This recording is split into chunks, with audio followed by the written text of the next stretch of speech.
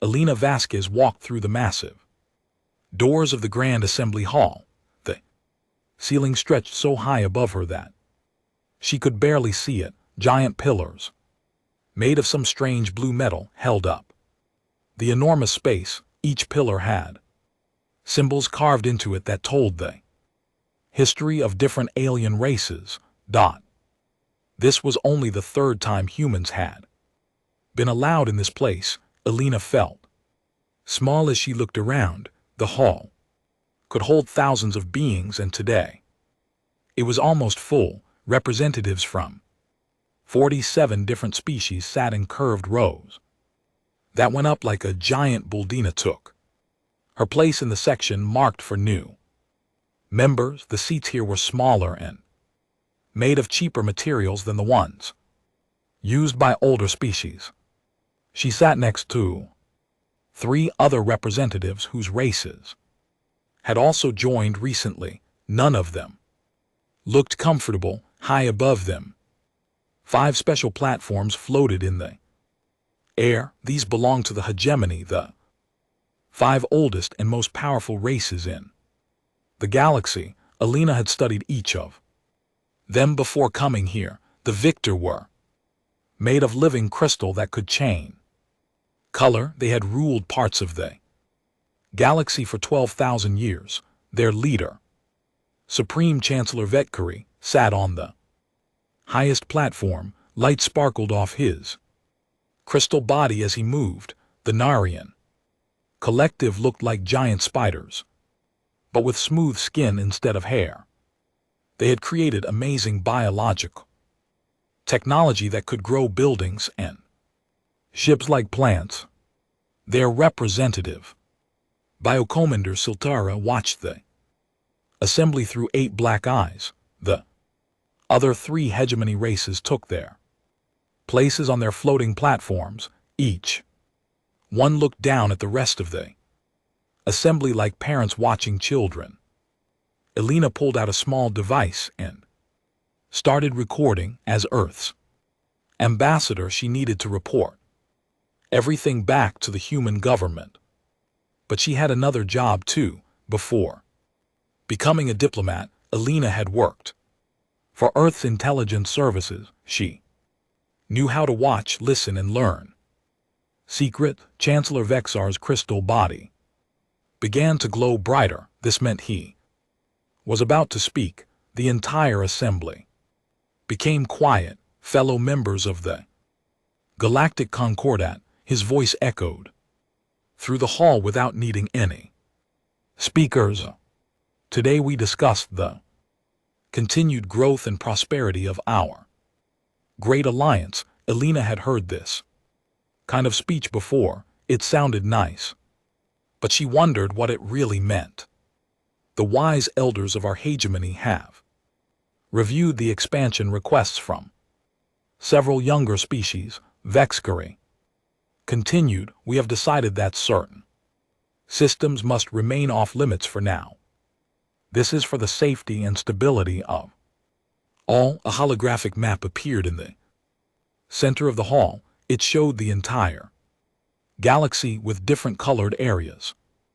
Elena noticed that the best systems, those with the most resources, were all marked in gold. These belonged to the hegemony. The newer species, like humans, were only allowed in small green zones at the edge of the galaxy.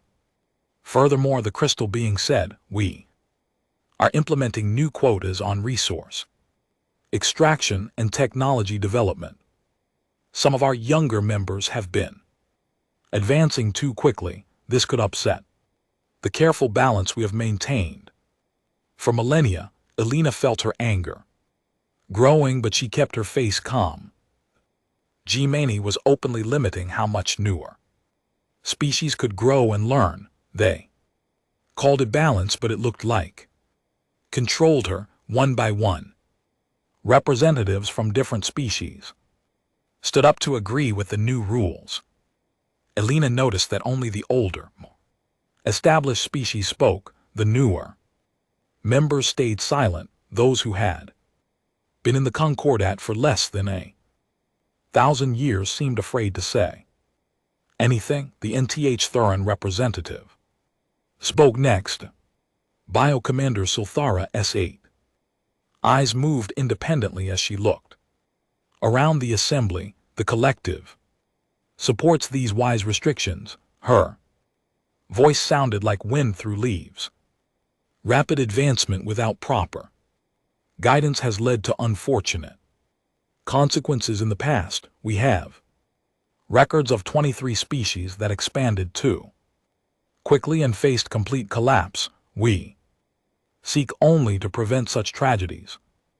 Alina's recording device captured every word. She made a mental note to research these 23 species later. Something about the way Solara spoke made Alina suspicious.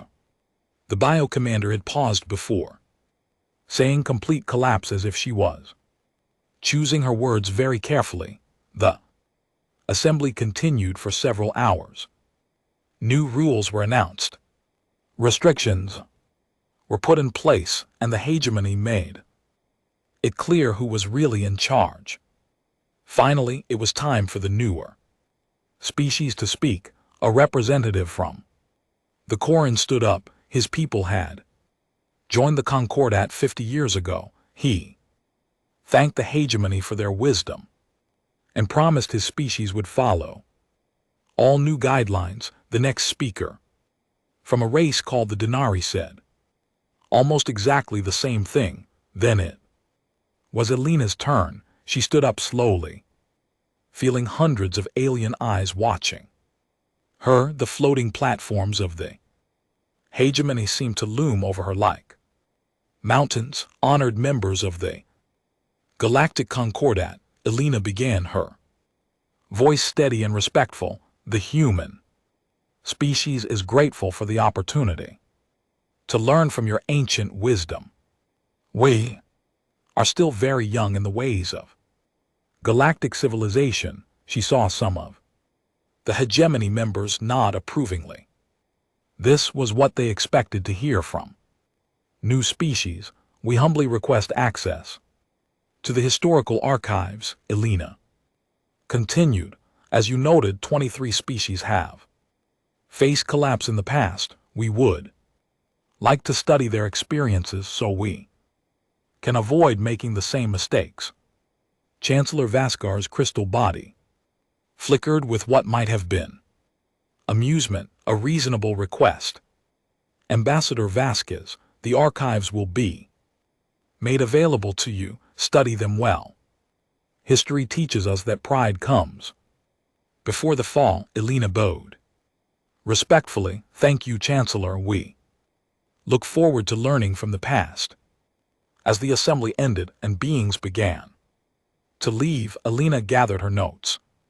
Several representatives from other new species approached her. They spoke in quiet voices about their own struggles with the new restrictions. Alina listened carefully and offered sympathy, but she was already planning her next moves. The hegemony thought they were dealing with another naive young species that would quietly accept its place.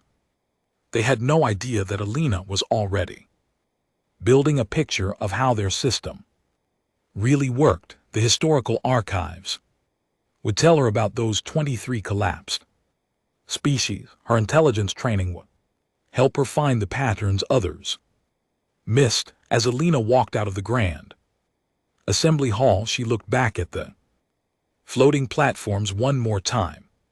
The hegemony members were talking among themselves, probably congratulating each other on keeping another young species in line. They had no idea that Alina Vasquez was not just any diplomat. She was a woman who had spent years learning how to uncover secrets and expose lies. And she had just been given access to 12,000 years of galactic history. Game had begun, and Aegeman did not know they were already being played. Alina spent the next 3 months buried.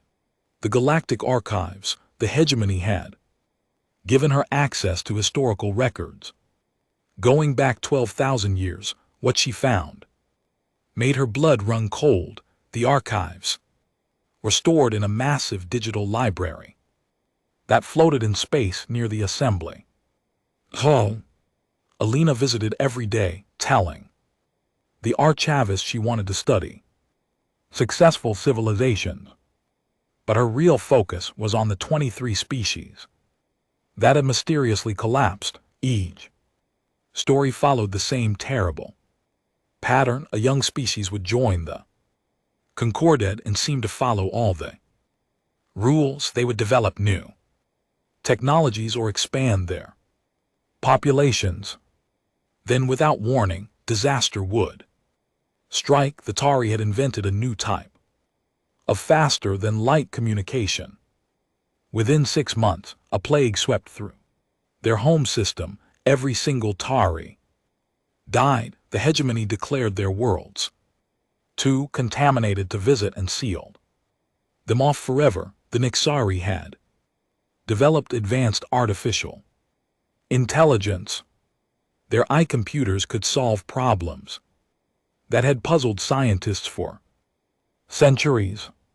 Then their main research station exploded in what was called a terrible accident. The explosion was so massive it destroyed 3 planets. No Nexari survived. Alina read file after file of similar stories. Species that grew too fast, learned too much, or became too successful always faced the same fate. Accidents, plagues, pirate attacks, solar flares, equipment failures. The causes were different, but the result was always the same: complete extinction. The more she read, the more convinced Alina became that these were not accidents. Someone was murdering entire species to keep them from becoming threats. One evening, as Alina was leaving the archives, an alien approached her. He looked like a tall, thin human with blue skin and 4 arms. His large eyes darted around nervously as he walked beside her. Ambassador Vasquez, he said quietly, I am Korik of the Zelani. May I speak with you privately? Alina had heard of the Zelani. They had joined the Concordat 50 years ago. She nodded and followed him to a small cafe away from the main diplomatic areas. I know what you are researching, Korik said. Once they were seated in the corner booth, those species did not die from accidents. Alina leaned forward. What do you know about it? Korik looked around to make sure no one was listening. My people developed something amazing 50 years ago. We called it barrier shield technology. It could stop any weapon, even planet-destroying ones. We were so proud of our discovery. He paused to take a drink, but Alina could see his hands shaking. 3 months after we joined the Concordat, there was an accident at our main research facility, a massive explosion. All our best scientists died. All our research was destroyed. The Gemini sent aid and helped us rebuild, but they said our shield technology was too dangerous for our own safety. We had to stop developing it, but it wasn't really an accident. Alina said. No. Korik whispered. I was young then, but I was working at a satellite facility. I saw the ships that left our system right after the explosion. They had vector crystal technology, but they tried to look like pirate vessels. Alina felt pieces clicking together in her mind. How many other species have similar stories? More than you might think, but most are too scared to talk about it. The hegemony has ways of making problems disappear. Over the following weeks, Korik introduced Alina to others. She met a Denari engineer whose people had invented incredible medical technology before being forced to abandon it after a plague killed their researchers. She spoke with a Koran pilot whose species had developed advanced space drives until their testing facility was destroyed by solar flares. Each story was the same. A young species would create something impressive. The hegemony would take notice, then tragedy would strike in. The dangerous technology would be lost forever. Alina realized the pattern went beyond just technology. She found records of species whose populations grew too quickly. They faced famines or diseases. Species that expanded to too many worlds faced pirate attacks that destroyed their colonies. Species that became too wealthy had economic crashes that left them dependent on hegemony aid. The Galactic Concordant was not a peaceful alliance. It was a protection racket run by 5 ancient species who would kill anyone that might threaten their power. Alina's investigation led her to discover an even more disturbing truth. The hegemony was actively watching humanity. They had agents monitoring Earth's population growth, industrial development, and technological advancement. Humans were already getting close to several dangerous lines. Earth's population had grown by 15% in the past decade. Human industry was producing more goods than many older species. Worst of all, human scientists were working on projects that the hegemony considered threats. Artificial intelligence research, advanced physics, genetic engineering. Humans were advancing in exactly the areas that had gotten other species killed. Alina found a classified hegemony document that made her hands shake as she read it. The document was marked Human Problem Timeline Assessment. It laid out humanity's development curve and predicted when they would become a threat that required intervention. According to their calculations, humans had 18 months before they triggered the hegemony's action protocols. The recent approval of the Mars terraforming project was not a gift, it was bait. The moment humans established a significant population off Earth, they would have multiple worlds to destroy. The hegemony preferred to kill entire species at once rather than leave survivors who might seek revenge. Alina printed copies of everything she had found and hid them in multiple locations. She knew that if the hegemony discovered her investigation, she would face an accident just like the scientists and leaders of 23 other species. But Alina had one advantage the other species had not possessed. She was not just a diplomat, she was a trained intelligence officer who knew how to build networks, gather information, and plan operations. More importantly, she represented humanity, a species that had survived ice ages, plagues, wars, and every natural disaster their violent planet could throw at them. As Alina sat in her quarters one night, looking at the evidence of galactic genocide spread across her desk, she made a decision. The hegemony had spent 3,000 years murdering potential competitors. They thought they were so clever, so untouchable. They were about to learn what happened when humans decided to fight back. Alina opened a secure communication channel to Earth. It was time to let her government know that humanity was not just facing political restrictions, they were facing planned extinction, and Alina had a war to plan. The hegemony had made their biggest mistake when they decided to threaten the human species.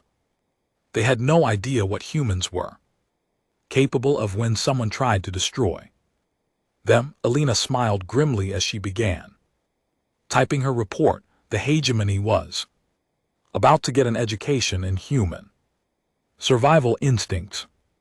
The emergency session alarm echoed. Through the Grand Assembly Hall, Elena had never heard it before, but she knew what it meant. The hegemony had called. An immediate meeting, and attendance was mandatory for all species. Elena walked into the hall to find it buzzing with nervous energy. Representatives whispered to each other in dozens of languages. The floating platforms of the hegemony members glowed brighter than usual, showing their agitation. As Elena took her seat, she noticed that security had been increased. Victor crystal guards stood at every entrance. Nalfarian bio-warriors hung from the ceiling like living gargoyles. The message was clear: no one was leaving until the hegemony got answers. Chancellor Vashkari's crystal body pulsed with angry red light as he called the session to order. His voice boomed through the hall without its usual calm. Control, fellow snorts, members of the Galactic Concordat, he began. We face a serious breach of our sacred agreements. Intelligence reports indicate that certain member species have been operating outside their authorized zones. A massive holographic display appeared in the center of the hall. It showed star maps with red warning indicators scattered across dozens of systems. Human vessels have been detected in 17 restricted sectors.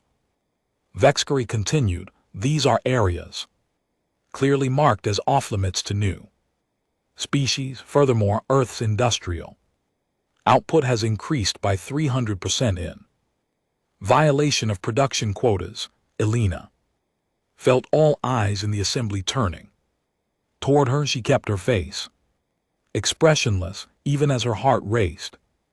The G-Mani had discovered some of humanity's preparations, but not everything that was good. Bio-Commander Solara spoke next, her 8 eyes focused on Elena like targeting lasers. Most disturbing of all, human ships have been observed near the memorial sites of extinct species. These sacred locations contained dangerous technologies that were sealed for good reason. The Nilian's voice took on a threatening tone.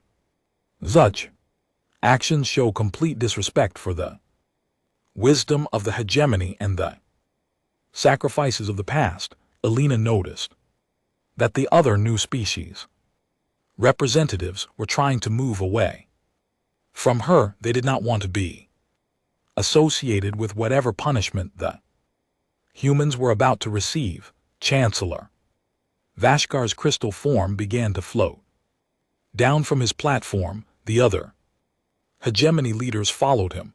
Elena had studied their body language enough to know they were preparing for a public execution of her species' reputation. Ambassador Vasquez, the Chancellor, said as he landed near her seat, "You will come to the center of the assembly and explain these violations. The Galactic Concordat demands answers." Elena stood up slowly.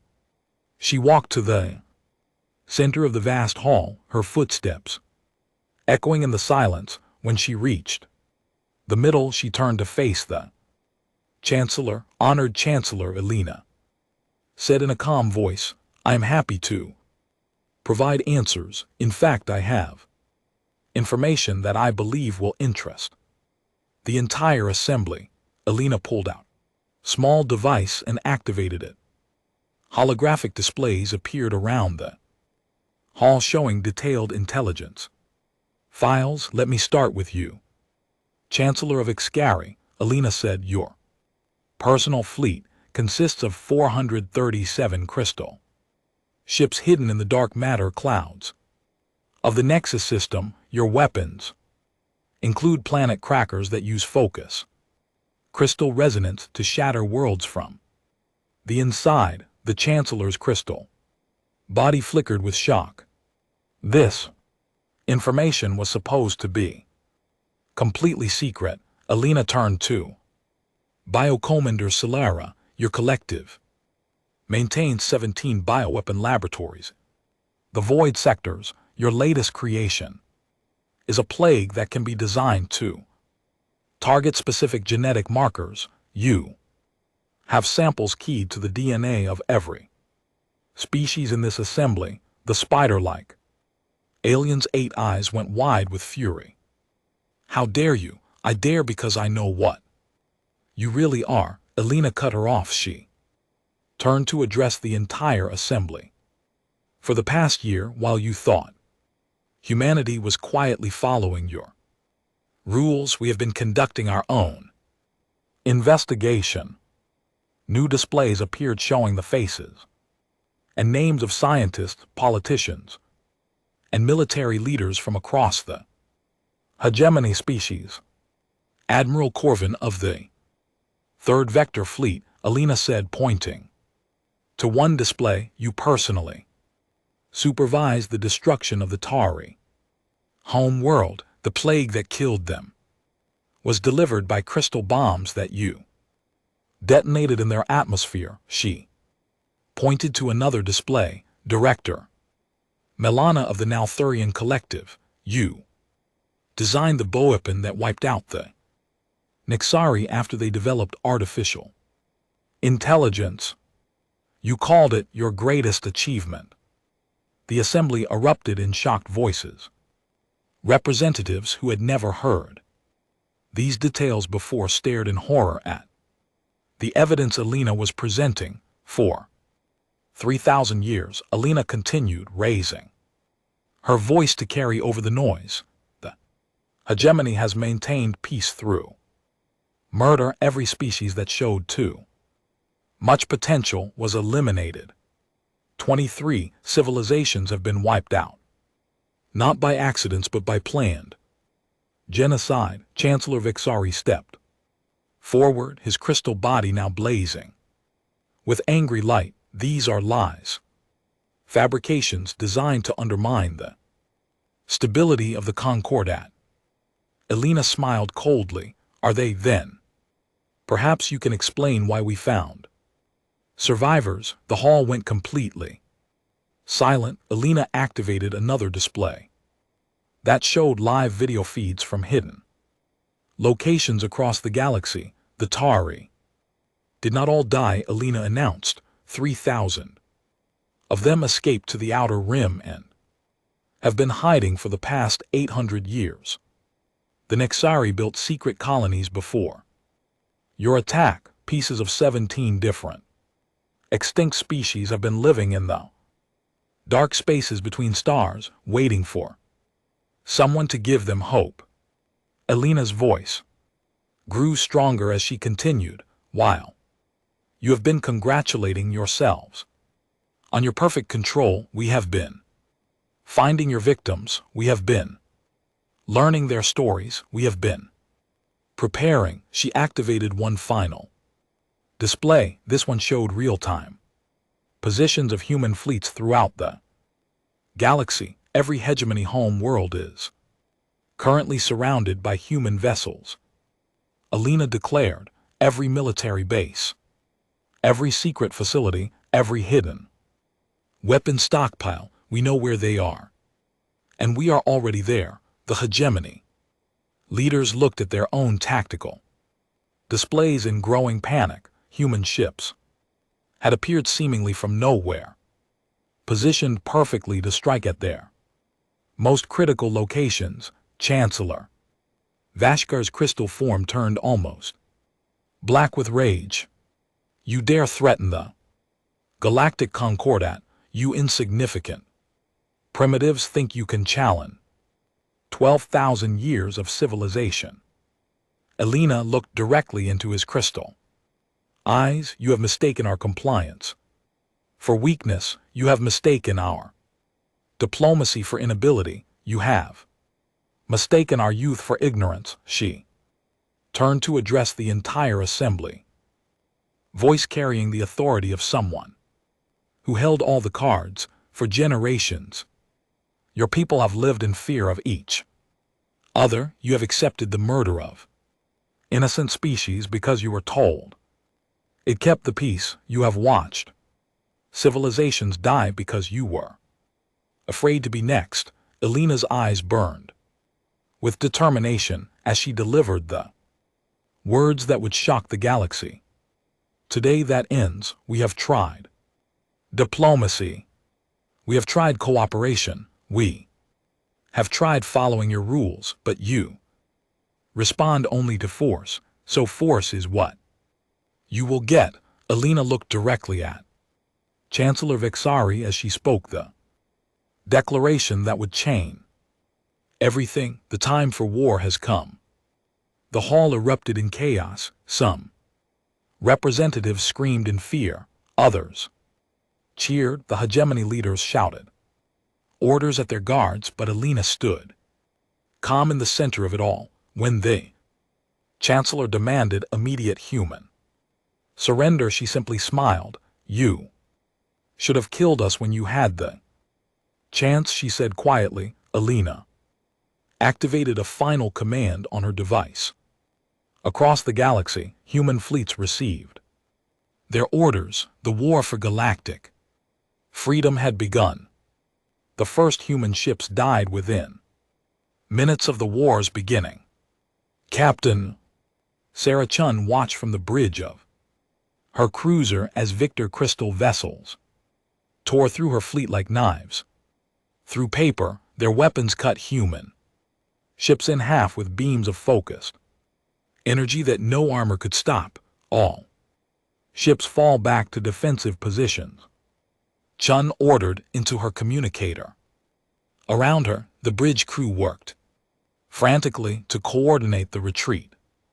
The hegemony had 12,000 years of military experience. Their weapons and ships were perfected over millennia of warfare.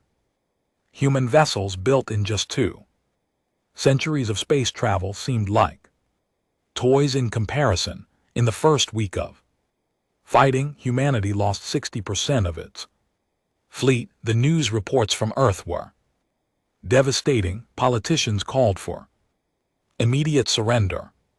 Military leaders said the war was unwinnable, but Elena and the other human commanders had expected this. They had studied every battle the hegemony had ever fought. They knew their enemy's greatest strength was also their greatest weakness. The hegemony species had spent thousands of years perfecting single approaches to warfare. The Vector used crystal technology for everything. The Nalfarians relied on weapons and living ships. Each species had found what worked and never changed. Humans were different. On Earth, survival had always meant adapting quickly to new threats. When the environment changed, humans changed with it. When one strategy failed, they tried another. When faced with superior enemies, they found new ways to win. Captain Chan's ship was one of the first to try something new. After losing half her fleet to crystal weapons, she ordered her engineers to study the wreckage. Within days, they had figured out how the vac weapons worked. It's all about frequency, Chief Engineer Martinez explained to Chun as they looked at the captured crystal fragments. Their weapons use a specific energy frequency to cut through matter. If we can match that frequency, we can maybe deflect it. Chun nodded. How long to build a defense? Give me a week and every metal plate we can find, Martinez replied. While Martinez worked on defenses, Chen's tactical officer was studying attack patterns. Lieutenant Kim had noticed something interesting about how the crystal ships moved. There too. Perfect, Kim explained to Chun. Every vector ship follows the exact same attack pattern. They've been using the same tactics for so long that they can't adapt when we do something unexpected. Chun understood immediately. So we do the unexpected. The breakthrough came too Weeks into the war, Chen's ship faced a Vector squadron that should have destroyed her easily. Instead of running or fighting directly, Chen ordered her ship to ram the enemy at full speed. Vector captain was so surprised by this primitive tactic that he hesitated for just a moment. That moment was enough for Martinez's jury-rigged frequency shields to deflect the crystal weapons. Chen's ship smashed into the enemy vessel, destroying both ships but proving that they could be beaten. News of the successful ramming attack spread through the human fleet. Within days, every human captain was trying new tactics. Some ships pretended to be disabled to lure enemies into traps. Others used their smaller size to hide behind asteroids and attack from unexpected angles. The real change came when the surviving alien species began the fight alongside humans. Korikani had been in contact with Alina throughout her investigation. When the war began, he was ready. My people have been hiding our real shield technology for 50 years, Korik explained to Captain Chun. During a secret meeting, we let the hegemon think it was destroyed, but we kept developing it in hidden laboratories. The Zelani barrier shields were exactly what the human fleet needed, but the Zelani had been building them for their own ships, not human ones. The technologies were completely incompatible. That was when human adaptability really showed itself. Engineer Martinez worked with Zelani scientists for 3 straight days without sleep. Together they created hybrid shield generators that combine human power systems with Zelani barrier technology. It shouldn't work, the Zelani chief scientist, as they tested the first prototype. Our technologies are based on completely different principles. Humans don't care if something shouldn't work, Martinez replied with a tired smile. We only care if it does work. The hybrid shields not only worked, they worked better than either technology alone. Human power systems made the Zelani shields stronger. Zelani barrier technology made human ships nearly invulnerable to crystal weapons. Word spread quickly to other oppressed species. The Denari brought their medical technology to help heal wounded human crews faster than any hegemony species could. The Koran shared their advanced engine designs, making human ships faster and more maneuverable. Most importantly, the extinct species emerged from hiding.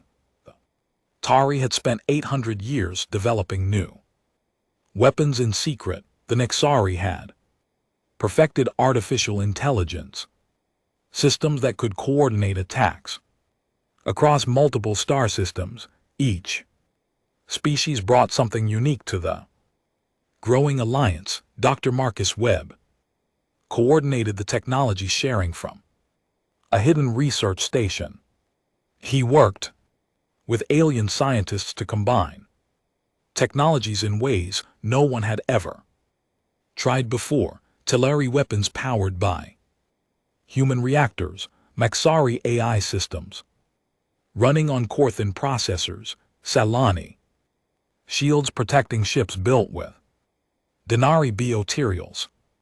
The hegemony perfected 5 different approaches to warfare. Webb explained to Alina during one of their strategy meetings. We're combining all of them into something completely new. Commander James Rivera led the mission that changed everything. His task force captured a Vector crystal ship intact, along with its crew. Instead of destroying it, Rivera's engineers spent weeks learning how to operate it. If you can't beat them, become them, Rivera said as his team practiced flying the alien vessel. The captured crystal ship allowed humans to learn military codes and communication frequencies more. Importantly, it let them get close to enemy fleets without being detected. Rar used the captured ship to infiltrate a major vector naval base. His team planted explosives throughout the facility while the enemy thought they were receiving a routine supply delivery. The resulting explosion destroyed 300 crystal ships and crippled the Vector's main fleet.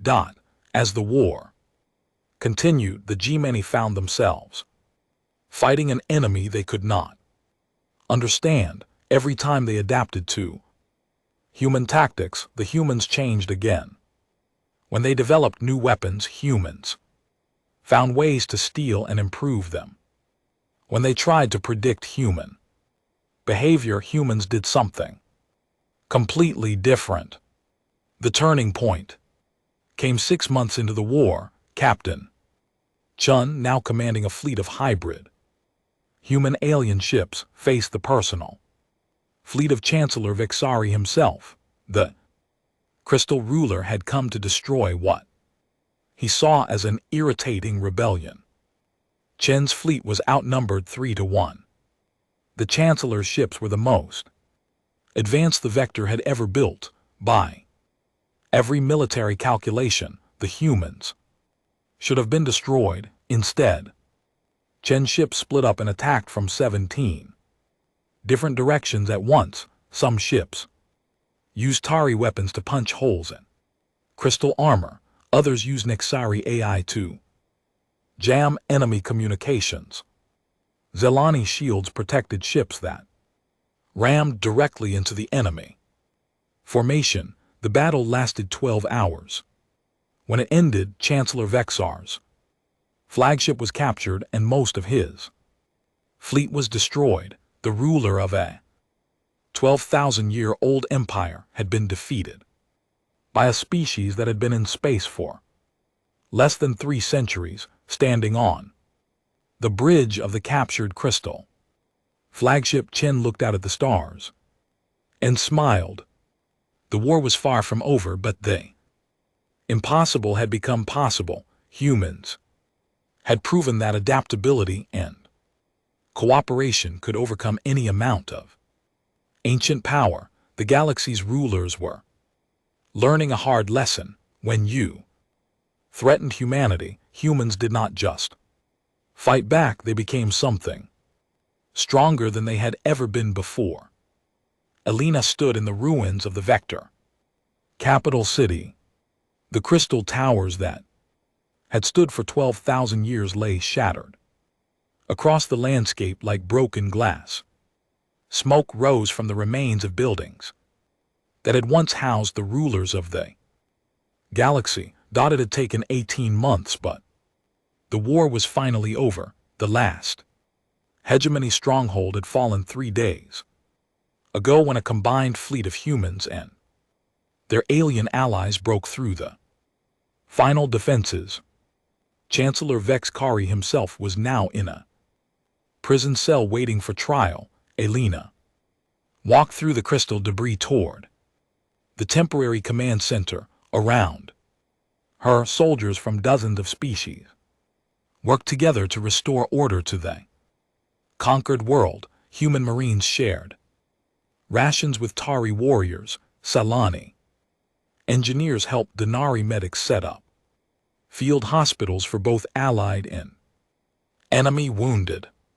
Ambassador called Captain Chun as Elena approached. The former ship captain now wore the uniform of a fleet admiral. The prisoner transport has arrived. We're ready to begin the trials. Elena nodded. The trials were necessary, but she took no pleasure in them. Too many beings had died on both sides of this conflict. The galaxy needed justice, not revenge. Inside the command center, Elena found representatives from every species that had fought against the hegemony.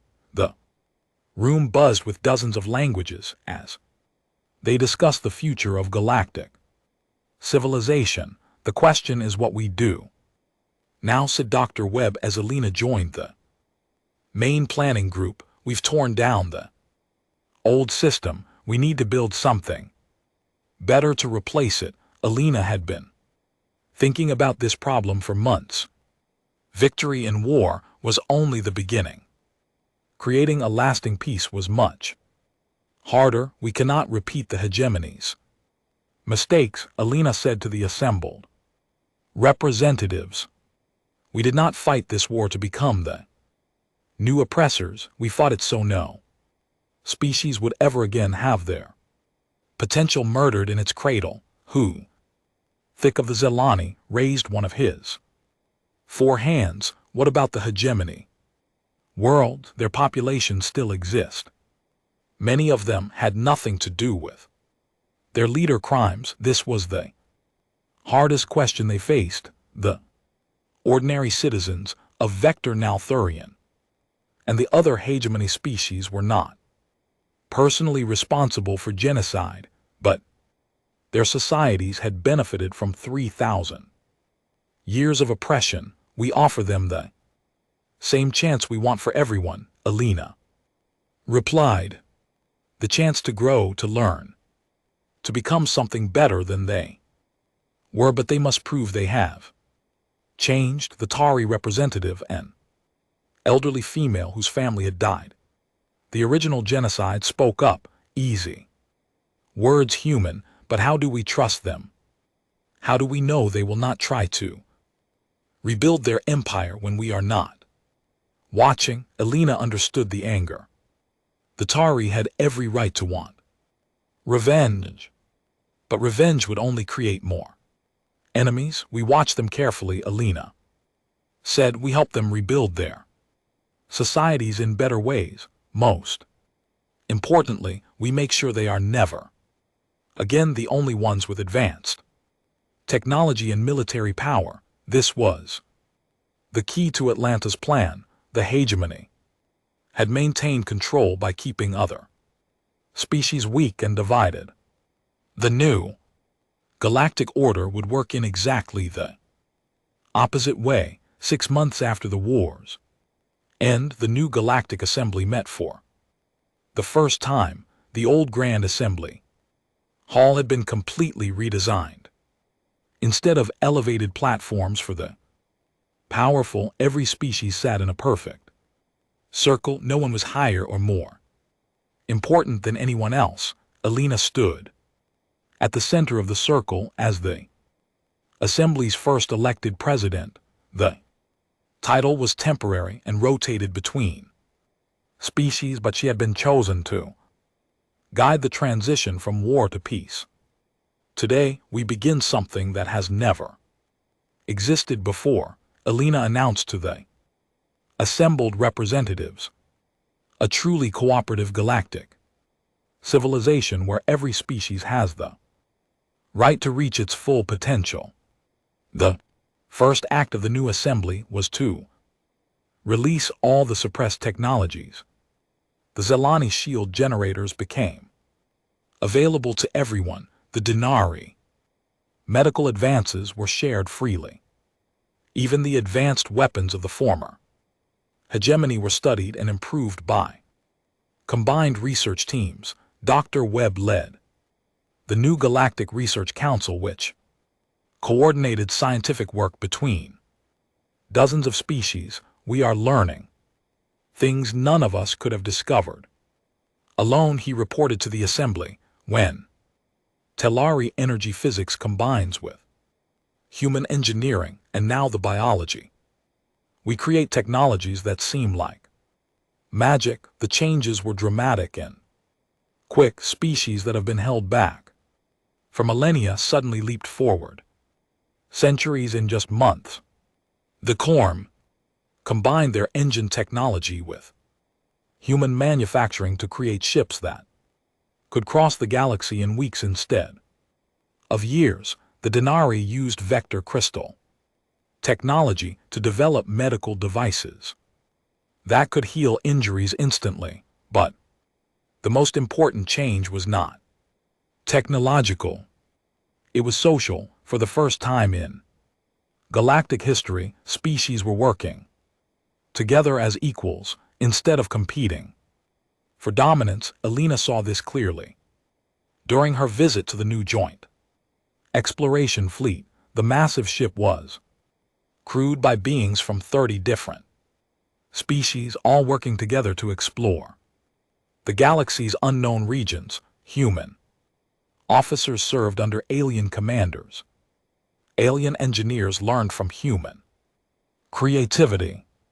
It's not perfect, admitted Commander Rivara, who now led the exploration program. Different species have different ideas about how things should be done. Sometimes we argue, sometimes we disagree, but we work it out together instead of fighting wars over it. The former hegemony species struggled the most with these changes. Their cultures had been built around the idea that only they deserved to rule. Learning to cooperate as equals was difficult for many of them. Some adapted well. Young vector scientists eagerly joined research projects with other species. Enfarian bioengineers worked to develop medical treatments instead of weapons. These individuals became bridges between their people and the new galactic community. Others could not accept the changes. Several hegemony worlds saw riots and protests as traditional leaders tried to regain power. Some former military officers attempted to rebuild secret fleets, but these efforts failed because they no longer had the advantages that had made the hegemony strong. Other species now had equal technology. The formerly oppressed civilizations were united instead of divided. Most importantly, the galaxy was watching. 2 years after the war, Alina stood before the Galactic Assembly one final time as its president. Her term was ending and leadership would pass to a representative from the Telari. Democracy and rotation of power were built into the new system. When I first walked into the old assembly hall, Alina said, humanity was just another young species learning its place. We were told that the galaxy was peaceful because the strong controlled the weak. We were taught that cooperation meant submission. She looked around the circle at representatives from races that had once been enemies, now working together to solve the galaxy's problems. We have proven that there is another way. We have shown that strength comes not from crushing others' potential, but from helping it flourish. We have created something better than empires and hierarchies. We have created true partnership. Assembly voted unanimously to approve Alina's final proposal. The Galactic Development Fund, resources from every world would be pulled to help less advanced species modernize their technology and join the galactic community. No civilization would ever again be held back by artificial limits. As Alina left the assembly hall, for the last time she was approached by a young vector female whose crystal body glowed with excited energy. Ambassador Alina, the crystal being said in perfect human English, I wanted to thank you. I'm starting university next year in the new joint program. I will study engineering with humans, physics with Telari, and biology with Denari. My grandmother says this would have been impossible under the old system. Alina smiled. What will you do with all that knowledge? I want to help design the next generation of exploration ships. The young vector replied, ships that will carry crews from every species to parts of the galaxy no one has ever seen. Maybe we will find new civilizations to welcome into our community. Alina watched the young being walk away with her alien friends. chatting excitedly about their plans for the future. This was what victory really looked like, not the destruction of enemies but the creation of possibilities. The galaxy's rulers had been shocked by humanity's declaration of war, but their greatest shock had come from humanity's declaration of peace in a cosmos that had known only dominance and submission. Humans had offered a third path. Partnership. As Alina looked up at the stars, she knew that the real adventure was just beginning. The age of the hegemony was over. The age of cooperation had begun. And somewhere out there in the vast galaxy, new wonders were waiting to be discovered by beings working together instead of apart.